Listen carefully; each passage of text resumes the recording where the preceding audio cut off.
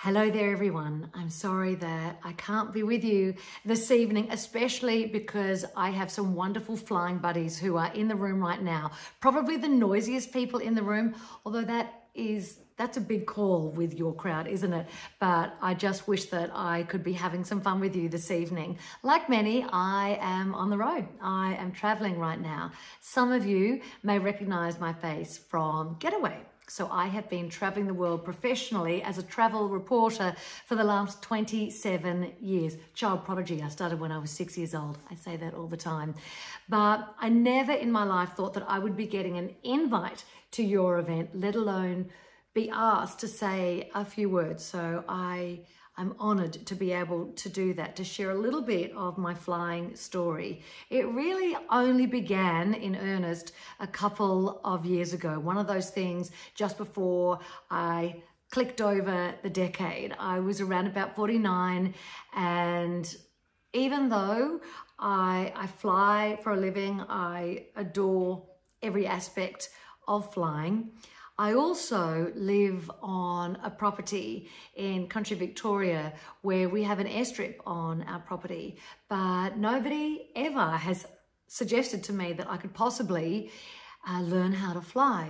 And I suppose I've become that ultimate example. If you can't see it, you can't be it. I don't think I had ever actually met a female pilot. Oh, how my life has changed since being welcomed into your world, and for the better, of course. Thank heavens for that. It was actually through a friend of mine, Alan Irving. Some of you may know him. Who's a local vet in the Adelaide Hills, and he loves to fly. He has an Oster, and he encourages all the women that he works with to fly. And he suggested I do that one day, and I said, but do they have children? I know that they're working. How difficult is that? Do you have to be good at maths? I had this obsession that you had to be good at maths to become a pilot. And he said, are you crazy? No, you just need to be persistent. And he did all that he could to encourage those around him, and he pushed me along as well. And then I met a young fellow who was 18, and he was learning how to fly. And I thought, if a teenager can do it, surely I could do it. And then my friend George Seppelt, who is from Jamestown in South Australia, he gave me a call and he said, can I come and stay with you for the Avalon Air Show? He'd done that before. We'd had an absolute ball. I hadn't even attended. I would send him on his way, and he had so much fun. And as I mentioned, I just was never included, and I never had anyone suggest to me that I could do it. And then when George called me to say, can I come and stay with you? On a complete whim, I said, only if you teach me how to fly. Well, little did I know that the opportunity was raring to meet the preparation. I didn't know that behind the scenes, RAAus was doing everything that they could to encourage more women to enter the industry. And George said to me, he said, I'll call you back in 5 minutes.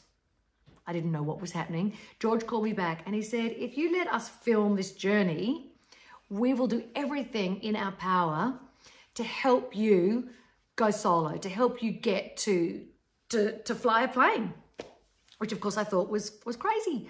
And I got on the phone with some friends from RAAus, and the plan was set that they would fly to our property, and in a condensed period of time, they would teach me and we'd just see how we went. But I had a little bit of a curveball thrown my way when my father-in-law didn't feel comfortable with me learning how to fly here at home. And I just thought, well, great while it lasted, there goes my opportunity. And sure enough, the family at AAT, Paul, Marie, Stephen, of course, Mick as well.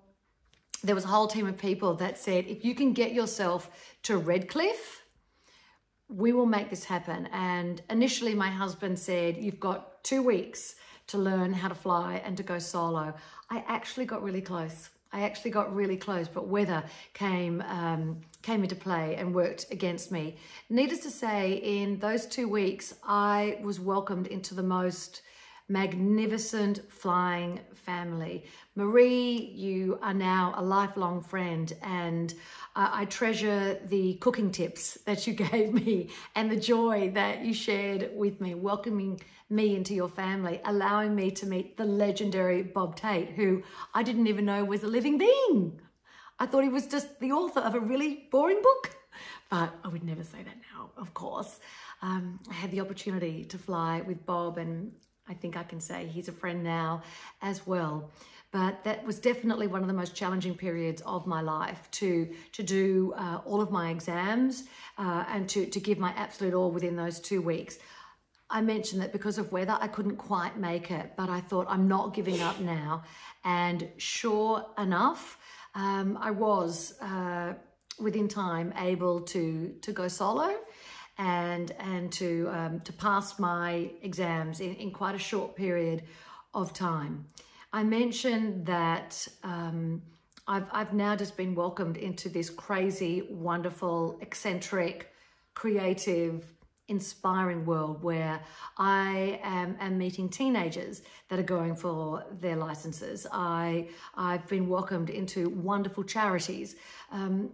It's just all positive, and it has been incredibly difficult. I mentioned that I've had a lot of curveballs thrown my way, and even if you have the desire to learn how to fly, we all have our own separate journeys, don't we?